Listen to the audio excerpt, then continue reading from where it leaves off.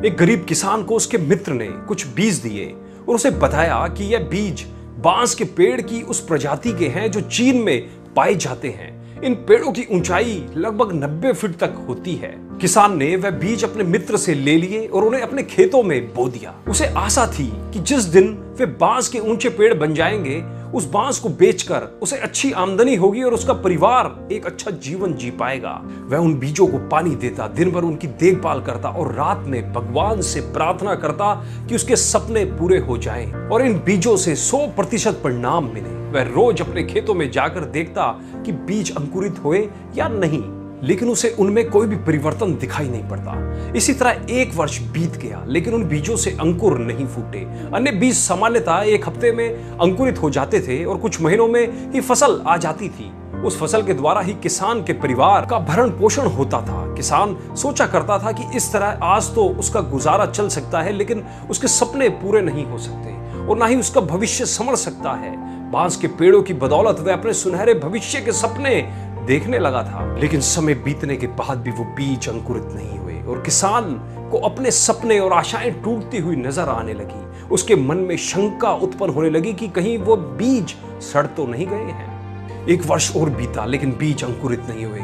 दूसरे किसान और गांव वाले उसका मजाक उड़ाने लगे कि वह उन बेकार के बीजों पर अपना समय और परिश्रम व्यर्थ गंवा रहा है। सबके ताने सुनकर किसान विचलित होने लगा। उसके मन में यह भय समाने लगा कि कहीं सचमुच ही वह अपना समय और परिश्रम ऐसे कार्यों में तो नहीं लगा रहा है जिससे उसे कोई प्रतिफल ही नहीं मिलने वाला है। 1 साल और बीत गया, लेकिन बीजों के अंकुरित होने के कोई चिन्ह दिखाई नहीं पड़े। लोगों ने किसान का फिर मजाक उड़ाना जारी रखा, लेकिन किसान ने आंशिक भय के बाद भी अपने मन में छोटी सी आस बांध रखी थी। इसलिए उसने लोगों की बातों को दरकिनार कर उन बीजों की देखभाल करना जारी रखा। ऋतुएं बीत गई और किसान एक चमत्कार की उम्मीद में बीजों को रोज पानी देता रहा और उनकी देखभाल करता रहा, लेकिन 4 साल बीत जाने के बाद भी एक भी बीज अंकुरित नहीं हुए, जिससे फिर किसान की थोड़ी थोड़ी और उम्मीदें कम होने लगी। लेकिन फिर भी वह उन बीजों को पानी देता रहा। यद्यपि समय के साथ किसान की आशा कम होती चली जा रही थी, लेकिन भगवान पर उसका विश्वास अटल था। उसका विश्वास था कि भगवान उसके परिश्रम का फल उसे अवश्य देंगे। 5 वर्ष बीत जाने के बाद अचानक एक सुबह गांव के लोगों को उस किसान के चिल्लाने की आवाज सुनाई पड़ी। वे सभी अपने घरों से बाहर निकल आए। उन्होंने देखा कि वह किसान अपने खेत के सामने खड़ा होकर खुशी से चिल्ला रहा है। पास जाकर देखने पर सभी गांव वालों की आंखें फटी की फटी रह गई। किसान के खेत में बांस के बीज अंकुरित हो गए थे। किसान की खुशी की कोई सीमा नहीं थी। दोस्तों, 5 साल बाद उसकी मेहनत सफल हुई। वह खेत गांव वालों के लिए आकर्षण का केंद्र बन गया था।